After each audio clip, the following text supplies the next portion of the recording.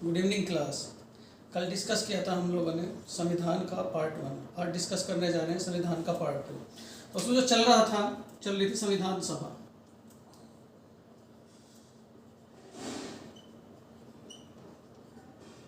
देखो, संविधान सभा के लिए आप लोगों को 3 क्वेश्चन याद रखने हैं। पहला क्वेश्चन, संविधान सभा के स्थायी अध्यक्ष। संविधान सभा के स्थायी अध्यक्ष तो क्या कहेंगे? डॉक्टर राजेंद्र प्रसाद।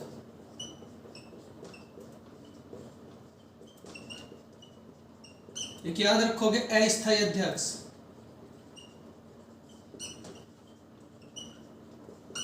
तो इसके लिए जो याद रखोगे वो रखोगे सच्चिदानंद सिन्हा।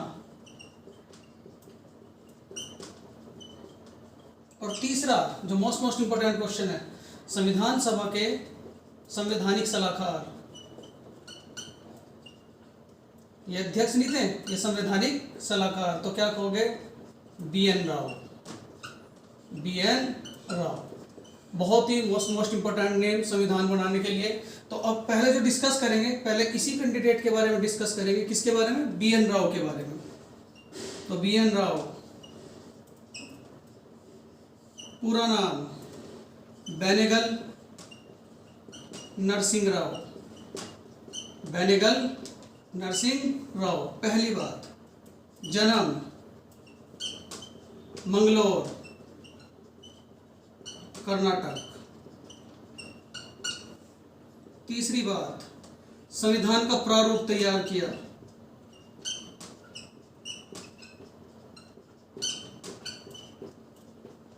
संविधान का प्रारूप तैयार किया। चौथी बात, अंतर्राष्ट्रीय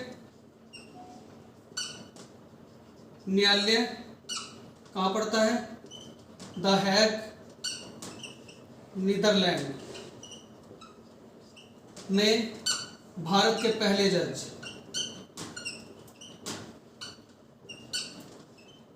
अंतर्राष्ट्रीय न्यायालय द हैग, नीदरलैंड में भारत के पहले जज। और जो इनका कार्यकाल था वो था 1952। उसके बाद 5 प्रॉपर्टी इनसे रिलेटेड की इनकी मृत्यु जस्ट 1 साल बाद 1953। और इनकी मृत्यु कहाँ हुई थी? तो क्या कहोगे? Zurich,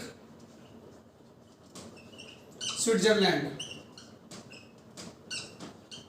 Zurich, Switzerland. उसके बाद एक और मोस्ट इंपॉर्टेंट सवाल कि स्टाम्प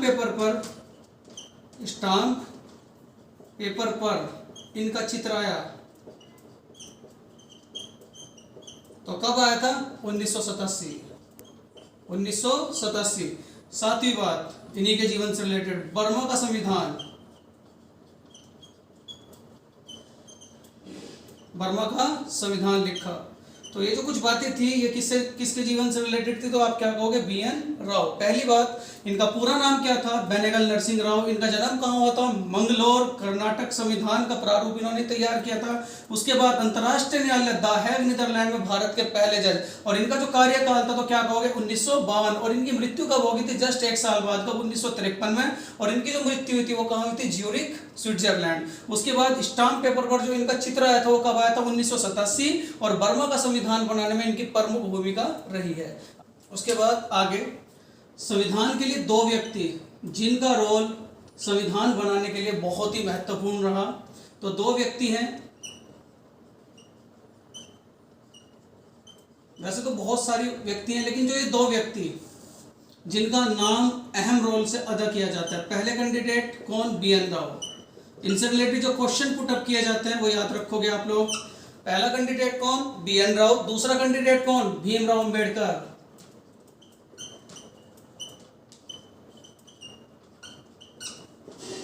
भीमराव अंबेडकर। इनसे क्वेश्चन क्या पुट अप किया जाता है कि संविधान का प्रारूप किसने तैयार किया? संविधान का प्रारूप किसने तैयार किया? प्रारूप तैयार किया।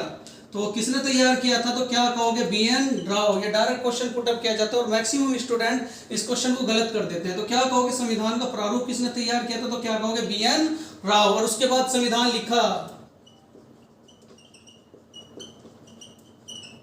तो संविधान किसने लिखा था? डॉक्टर भीमराव अंबेडकर ने और इनकी प्रारूप समिति ने।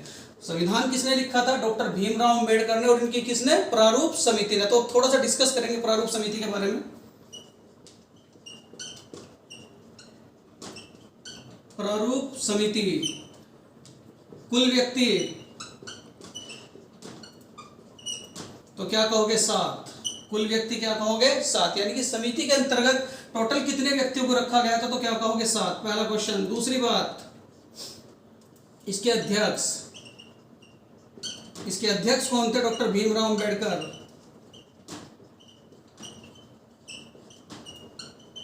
तीसरी बात, इसकी स्थापना, तो इसकी स्थापना कब हुई थी? 29 अगस्त 1947।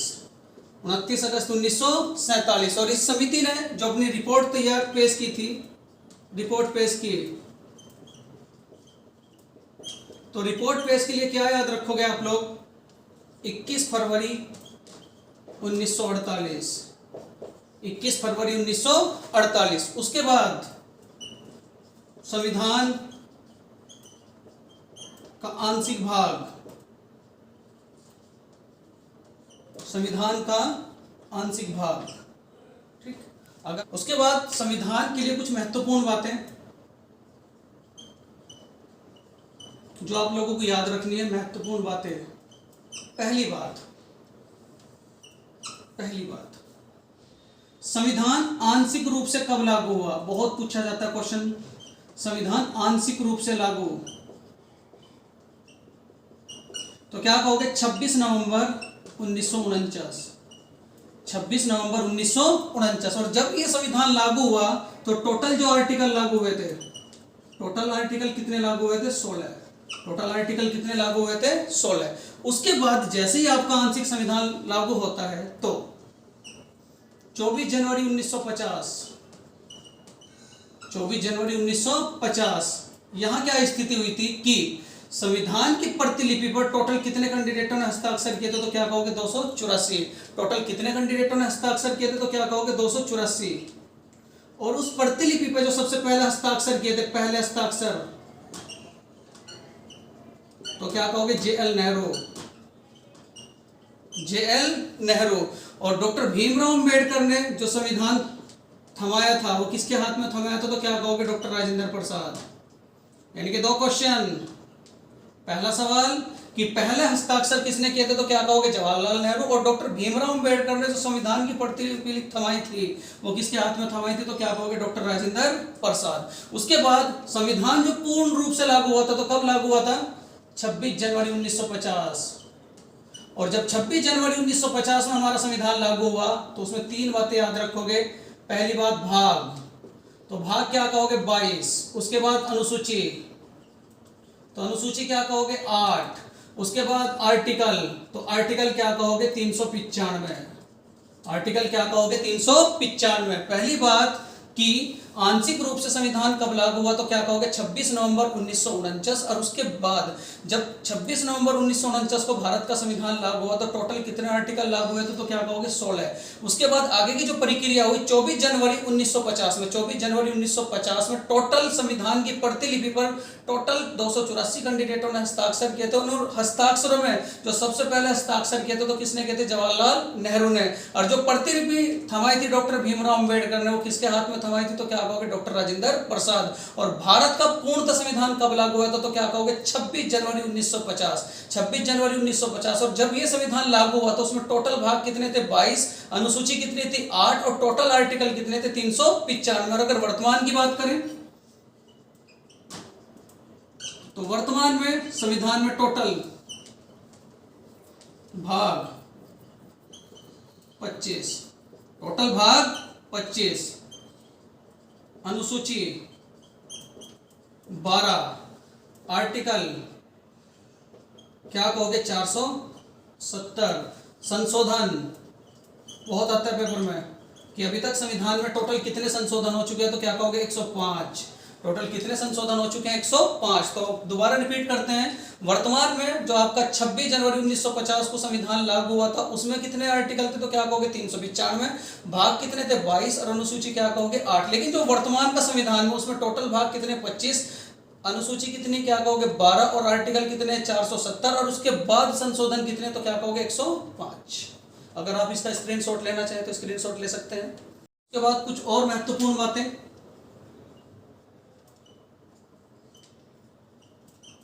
पहली बात, संविधान का लोगो। संविधान का लोगो का जो चित्र है, चित्र क्या कहोगे हाथी।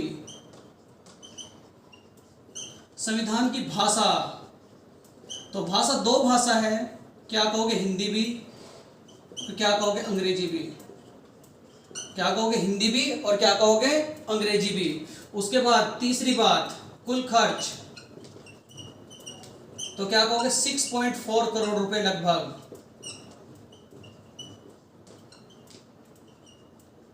पांचवी बात, संविधान रखा है तो कहां कहोगे central hall, central library, central library. और कहां रखा है दिल्ली। और इसकी जो मूल प्रतिलिपि यानी कि पहली फोटो स्टेट वो कहां रखी है, तो क्या कहोगे ग्वालियर। प्रतिलिपि, जो प्रतिलिपि रखी है तो वो कहां कहोगे ग्वालियर। और ग्वालियर कहां पड़ता है, तो क्या कहोगे एमपी। प्रतिलिपि कहां रखी हुई है, तो क्या कहोगे ग्वालियर और क्या कहोगे एमपी। उसके बाद कुछ और महत्वपूर्ण बातें, संविधान में की जो पुस्तक है उसके में कुल कितने पेज, अगर पेजों की मैं संख्या की बात करूं तो क्या कहोगे 251। टोटल पेज कितने हैं 251। उसके बाद कुल कलम जो खर्च हुई तो क्या कहोगे 254। टोटल कलम कितनी खर्च हुई, तो क्या कहोगे 254। और उसके बाद अगर कुल चाय की बोतलों की बात करें तो कुल चाय की बोतल,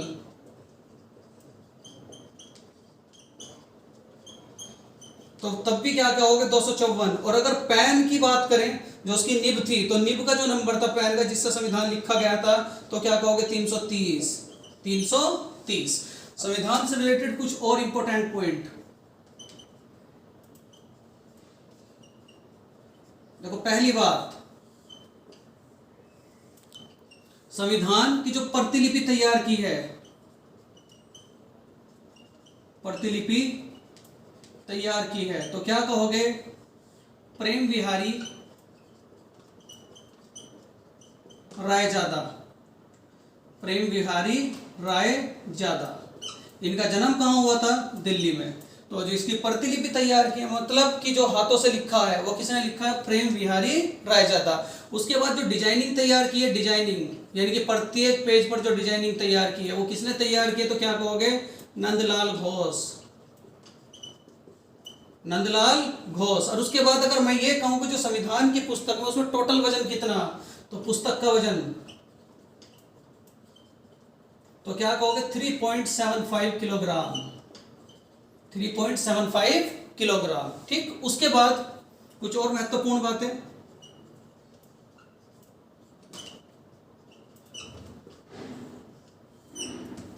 चौबीस जनवरी से संबंधित। 24 जनवरी, देखो 24 जनवरी 1950, 24 जनवरी 1950 को भारत के पहले राष्ट्रपति जिनका नाम क्या था, डॉक्टर राजेंद्र प्रसाद। 24 जनवरी 1950 को भारत के पहले राष्ट्रपति किसे बनाया गया, तो क्या कहोगे डॉक्टर राजेंद्र प्रसाद। अब इनसे रिलेटेड थोड़ी सी और बातें डिस्कस करते हैं। देखो इनके अगर मैं राज्य की बात करूं तो राज्य क्या था, बिहार। राज्य क्या था, बिहार। और इनके पास दो उपाधियां थी। दो उपाधि कौन कौन सी थी, एक तो देश रत्न और दूसरी उपाधि क्या थी, अजात शत्रु। डॉक्टर राजेंद्र प्रसाद से रिलेटेड तीन बातें आप लोगों को याद रखने की। भारत का पहला राष्ट्रपति किसे बनाया गया था, तो क्या कहोगे डॉक्टर राजेंद्र प्रसाद। और उसके बाद इनका जो राज्य था यानी कि इनका जन्म हुआ था वो कहाँ हुआ था, बिहार। और उसके बाद जो इनकी दो उपाधियां हैं, उपाधियों के नाम क्या क्या है, एक तो देश रत्न कहोगे और एक क्या कहोगे, अजात शत्रु। और एक बात और, भारत के कैबिनेट में पहले कृषि मंत्री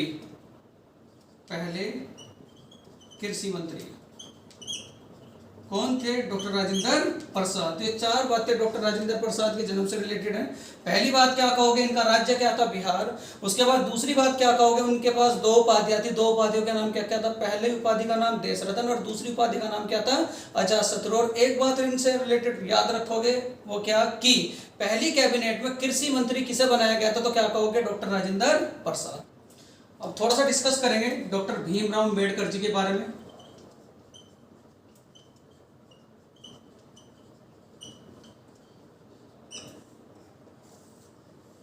पहली बात, इनका जन्म कब हुआ था? 14 अप्रैल 1891। स्थान मऊ, और मऊ कहाँ पड़ता है? एमपी। तीसरी बात, पिता तो क्या कहोगे? रामजी सकपाल। चौथी बात, माता तो क्या कहोगे? भीमाबाई। पांचवी बात, पत्नी तो क्या कहोगे? रमाबाई। माता भीमाबाई और पत्नी क्या कहोगे? रमाबाई। इन्होंने एक समिति बनाई जो संविधान के लिए सबसे महत्वपूर्ण साबित हुई। कौन सी? प्रारूप समिति। प्रारूप समिति के जो मेन अध्यक्ष थे, मेन अध्यक्ष, वो कौन थे? भीमराव अंबेडकर जी। भीमराव अंबेडकर जी। देखो दो क्वेश्चन और रिलेटेड याद रखोगे प्रारूप समिति से। इसके दो नाम है। दो नाम क्या क्या? एक तो पांडुलेखन समिति। तो अगर कभी आए कि पांडुलेखन समिति के अध्यक्ष कौन है, तो क्या कहोगे? डॉक्टर भीमराव अंबेडकर। और दूसरा ड्राफ्टिंग कमेटी।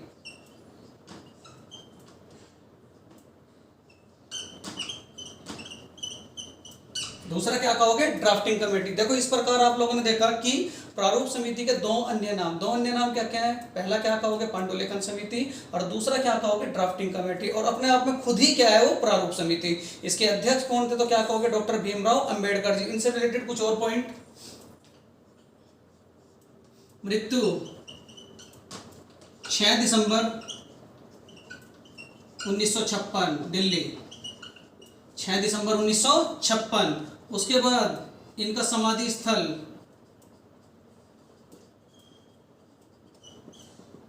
तो क्या कहोगे? चैत्रा भूमि। कहां पड़ता है? दादर।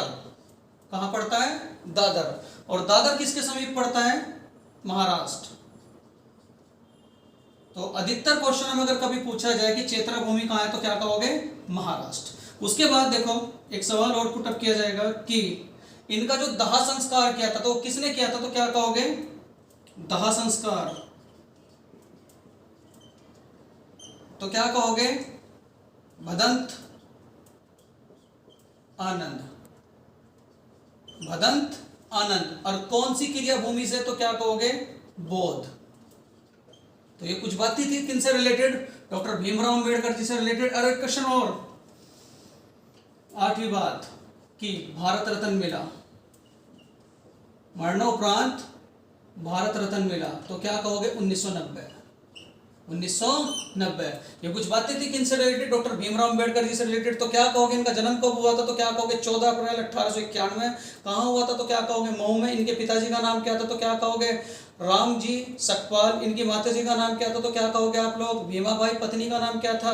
रमाबाई। उसके बाद इनकी मृत्यु कब हुई थी? 6 दिसंबर 1956 में। इन्हें दफनाया कहाँ गया था? तो क्या कहोगे? चैत्रा भूमि। और चैत्रा भूमि कहाँ पड़ती है? महाराष्ट्र में। और उसके बाद इनका दाह संस्कार किसने किया था? तो क्या कहोगे? भदंत आनंद ने। और कौन सी क्रिया के अनुसार किया था? तो क्या कहोगे? बोध क्रिया के अनुसार। इन्हें भारत रत्न कब मिला था? तो क्या कहोगे? 1990 में। और कुछ बातें डॉक्टर भीमराव अंबेडकर जी से रिलेटेड।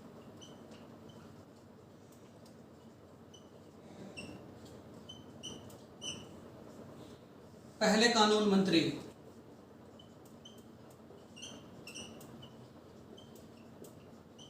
पहले कानून मंत्री। दूसरी बात, इनका संविधान सभा में निर्वाचन कैसे हुआ? इनका संविधान सभा में निर्वाचन कैसे हुआ? तो कैसे कैसे याद रखोगे आप? पहला चुनाव लड़ा,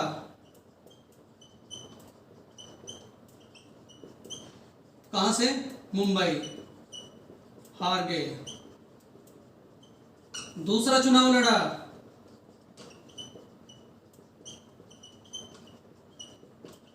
कहां से? जैसरकुलना। और ये कहां पड़ता था? पश्चिम बंगाल।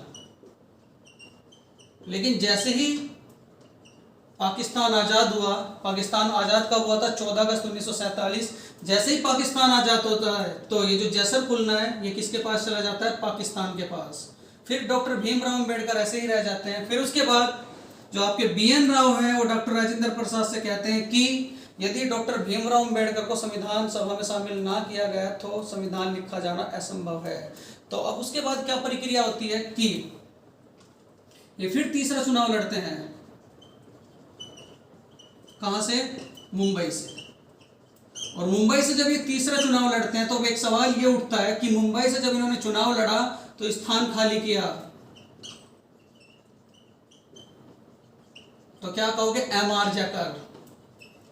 MR जैकर, यानी कि MR जैकर ने अपना स्थान खाली किया और उनके स्थान पर जो संविधान सभा के लिए निर्वाचन पद के लिए जो चुनाव लड़ा वो किसने लड़ा? डॉक्टर भीमराव अंबेडकर ने। और यहीं से फिर वो तीसरी बार क्या हुए थे? जीते थे। और अगर ये सवाल किया जाए कि संविधान सभा में शामिल होने के लिए डॉक्टर भीमराव अंबेडकर का निर्वाचन क्षेत्र, तो क्या कहोगे आप? मुंबई। क्या कहोगे आप? मुंबई। तो ये कुछ बातें थी डॉक्टर भीमराव अंबेडकर जी से रिलेटेड। कुछ और महत्वपूर्ण बातें संविधान के लिए। पहली बात, संविधान की लिपि, तो क्या कहोगे? इटैलिक। संविधान की लिपि तो क्या कहोगे? इटैलिक। दूसरी बात, संविधान सभा की कुल बैठक,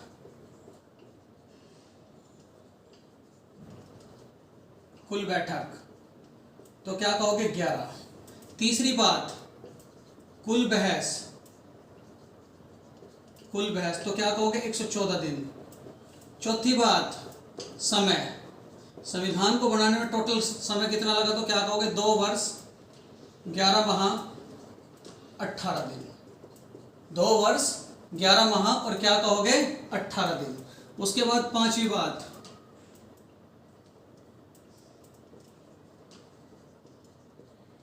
संविधान भारत का, तो क्या कहोगे? सबसे बड़ा। ये आज आप लोगों के साथ डिस्कस किया संविधान सभा या संविधान का पार्ट 2। ठीक, उसके बाद इसका थर्ड पार्ट डिस्कस होगा, उसके लिए आप इंतज़ार करें। ठीक, थैंक यू।